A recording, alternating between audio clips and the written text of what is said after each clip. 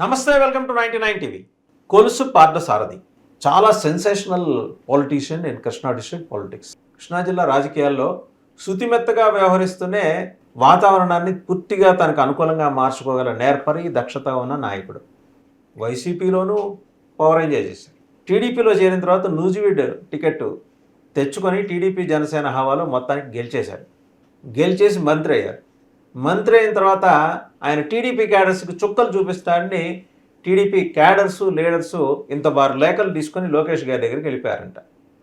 అయ్యా, ఆయన కేవలం నూజివీడే కాదు, గన్నవరం, పెనమలూరు, మరొక నియోజకవర్గం, ఆ 4 నియోజకవర్గాల్లో కూడా తన పెత్తనం కొనసాగిస్తున్నారు, వైసీపీ వాళ్ళకి పదవులు కట్టబెట్టేస్తున్నారు అని చెప్పేసి వాళ్ళ ఫిర్యాదు. ఇన్ఫ్యాక్ట్ ఆయనకి టీడీపీలో అవకాశం ఎలా వచ్చిందంటే జగన్మోహన్ రెడ్డి గారికి థ్యాంక్స్ చెప్పుకోవాలి. జగన్మోహన్ రెడ్డి గారు పెనమలూరు సీట్ ఇవ్వనన్నారు. దాంతో ఆయన వెళ్ళి టీడీపీలో మొత్తానికి లాబీ చేసుకొని పాత కాంట్రాక్ట్స్, పాత కనెక్షన్స్ దృష్ట్యా లాబీ చేసుకొని బీసీ కార్డు ఉపయోగించుకొని మొత్తానికి నూజివీడ్ టికెట్ కొట్టేశారు. గెలిచారు. మామూలు గెలుపు కాదు అది. గెలవంగానే మంత్రి పదవి కూడా దక్కింది. కొందరు అదృష్టాలు అట్టుంటాయి. పార్థసారథి గారు కూడా ఆ అదృష్టవంతుల జాబితాలోకి వచ్చేవాళ్ళే. ఇంకోటి ఏంటంటే, ఈయన కారణంగా తెలుగు తమ్ముళ్ళు గుర్రుగా ఉన్నారు. ఎందుకంటే వైసీపీ ప్రభుత్వంలో కేవలం ఎమ్మెల్యేగా మిగిలిపోయిన కొలుసు పార్థసారథి ఇక్కడికి వచ్చి మంత్రి అయిన తర్వాత వ్యవహరిస్తున్న తీరు వల్ల. ఇంకా వాళ్ళు మాట్లాడుతున్నది ఏంటంటే, వాళ్ళ అసంతృప్తి ఉండడానికి గల కారణం ఏంటంటే, టీడీపీకి చెందిన వాళ్ళ పట్టాదారు పాసు పుస్తకాలు రద్దు చేయించి వైసీపీ వాళ్ళకి కట్టబెట్టారు. ఇది వాళ్ళ ఆధారంతో సహా లోకేష్ గారి దగ్గరికి వెళ్ళారు. అయ్యా, ఏంటిది, మీరేమో బీసీ నాయకుడిని తీసుకొచ్చి నూజివీడ్ టికెట్ ఇచ్చారు, గెలిపించిన తర్వాత పోనీ మనకు అనుకూలంగా ఉండాలి కదా, తీరా మోసి మళ్ళీ వైసీపీ వాళ్ళకే చేస్తున్నారు అని చెప్పేసి ఇది కొంచెం హెడేక్గానే మారింది పార్టీలో ఇంటర్నల్గా. ఎందుకంటే క్యాడర్స్ అసంతృప్తితో ఉండటం అనేది ఏ పార్టీనైనా కలవరపెట్టే అంశం. వాళ్ళ బేస్, వాళ్ళ పునాది మీదే ఈ గెలుపు సాధ్యమైంది.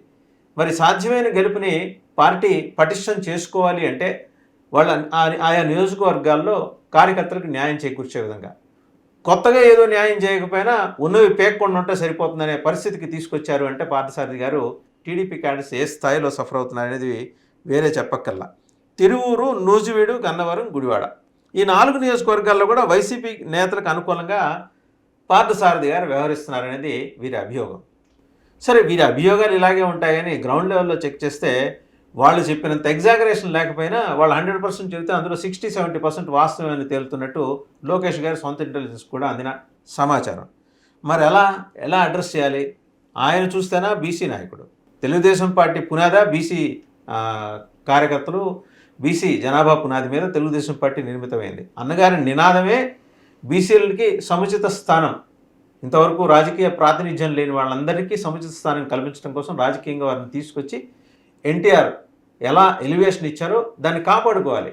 పార్టీ మనుగడే కాదు, పార్టీ భవిష్యత్తు, ఆ దృష్ట్యా కాపాడుకోవాలి. మరి కాపాడుకోవాలంటే ఇప్పుడు పార్థసారథి గారి వల్ల ఉత్పన్నమైన ఇబ్బందిని ఎలా అధిగమించాలి?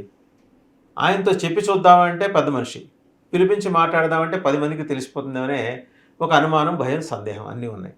దీన్ని ఎలా అడ్రస్ చేయాలంటే పోలిట్ బ్యూరో దాకా తీసుకెళ్లి ఈ అంశాన్ని కేవలం ఈయనొక్కరే కాదు, నెల్లూరు జిల్లా నుంచి ఒక మంత్రి కూడా ఇలాగే వ్యవహరిస్తున్నారని ఒక అభియోగం. వైసీపీ వాళ్ళందరికీ అనుకూలంగా వ్యవహరిస్తున్నారని. సరే, ఇప్పుడు ఈయన వైసీపీకి అనుకూలంగా వ్యవహరించి నెల్లూరు జిల్లాకు చెందిన ఆయన ఒకప్పుడు మాజీ మంత్రి, 4 క్యాబినెట్లో పనిచేసిన ఆయన, 4 ముఖ్యమంత్రులు చూసిన ఆయన వైసీపీకి అనుకూలంగా వ్యవహరించి మొత్తం ప్రభుత్వం అంతా ఇదేదో చూడబోతే జగన్మోహన్ రెడ్డి నడిపిస్తున్నట్టుగా ఉంది. ముఖ్యమంత్రి కుర్చీ తప్పించి మిగిలినవన్నీ జగన్మోహన్ రెడ్డి చేతిలోనే ఉన్నాయంటూ అనిపిస్తుందని టీడీపీ కార్యకర్తలు వ్యంగ్యాస్త్రాలు విసురుతున్నారు, సెటైర్లు వేస్తున్నారు, సోషల్ మీడియాలో పోస్టులు కూడా పెడుతున్నారు, ఓపెన్గా వస్తున్నారు. పట్టాదారు పాసు పుస్తకాలు రద్దు చేయించడం ఏంటంటే, పైగా రద్దు చేయిస్తే తీసుకెళ్ళి మరి వైసీపీ వాళ్ళకి కట్టబెట్టడం ఏంటి? ఇది అన్యాయం కదా అనే సందేహాన్ని, అనే ప్రశ్నని వాళ్ళు సూటిగా అడుగుతున్నారు. లోకేష్ గారి దగ్గర వ్యక్తం చేస్తున్నారు, అడుగుతున్నారు. ఇది నిజంగా పార్టీ జాతీయ ప్రధాన కార్యదర్శిగా ఆయన ముందున్న సవాల్, లోకేష్ గారి ముందున్న సవాల్. ఇది ఇక్కడితోనే ఆగిందా? రాయలసీమ జిల్లాలో కూడా ఒక మంత్రి అట్నే చేస్తున్నారు, నెల్లూరు జిల్లాలో ఒక మంత్రి, సరే కృష్ణా జిల్లాలో ఈయన పేరైతే బాహాటంగా వచ్చేసింది కాబట్టి మనం చెబుతున్నాం. ఏలూరు జిల్లా చాట్రాయి మండలం నరసింహరాయనపేటకు చెందిన టీడీపీ కార్యకర్తలు ఎన్మాస్ సామూహికంగా పార్టీకి రాజీనామా చేసి వైసీపీలోకి చేరిపోయారట. కారణం ఏంటంటే మంత్రి పార్థసారథి తమను నిర్లక్ష్యం చేస్తున్నారు. నిర్లక్ష్యం చేసేదాకా పరిస్థితి వెళ్ళిందంటే పార్టీ క్యాడర్స్ మీద మరి పార్టీ ఆ నియోజకవర్గ సమన్వయకర్తలో, ఆ నియోజకవర్గాన్ని రిప్రజెంట్ చేస్తున్న ఎమ్మెల్యేలో మాట్లాడాలి కదా. ఎందుకు మాట్లాడట్లేదు? వాళ్ళు పార్టీ కార్యకర్తలను సముదాయించి లేదు మనకి లోకేష్ గారి దగ్గర న్యాయం జరుగుతుందని చెప్పాలి కదా. వాళ్ళు చెప్పకపోవడం వల్ల కార్యకర్తలు నేరుగా వెళ్ళి లోకేష్ గారికి చెప్పుకునే పరిస్థితి వచ్చింది.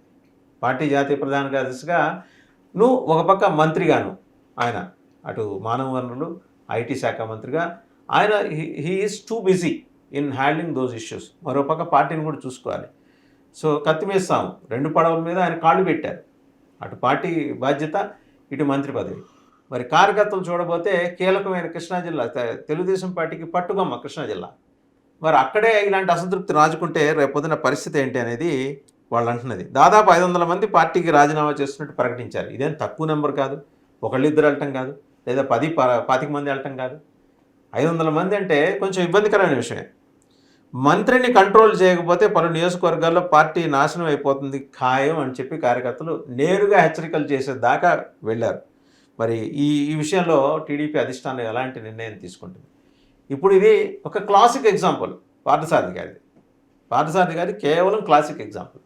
ఇలాంటి ఎగ్జాంపుల్స్ చాలా ఉన్నాయి. వైసీపీ నుంచి లాస్ట్ మినిట్లో వచ్చేసి జంప్ అయ్యి టీడీపీలోను జనసేనలో చేరిన వాళ్ళు కూడా ఉన్నారు. సరే, టీడీపీలో ఎక్కువ మంది ఉన్నారు.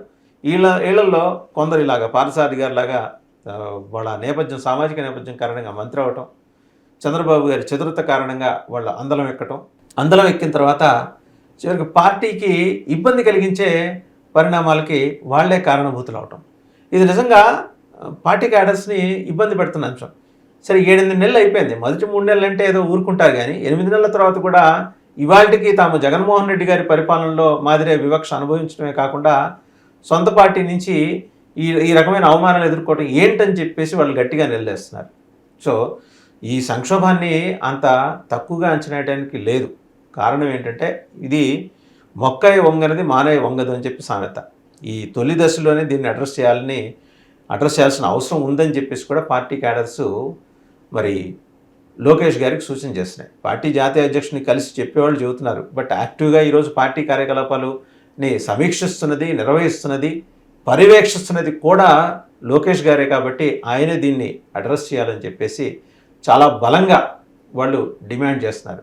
ఇప్పుడు పార్థసారథి గారిని పిలిచి ఎక్స్ప్లెనేషన్ అడగక్కర్లా, ఓవర్ ఫోన్ అడిగినా పార్థసారథి గారు మనం క్యాడర్స్ని కాపాడుకోవాలి కదా అని బుజ్జగింపుతోటి, అనునయింపుతోటి మాట్లాడితే ఆయన కూడా వినే రకమే. ఆయనేమి రెటమొత్తం కాదు, మొండికేసే రకం కాదు.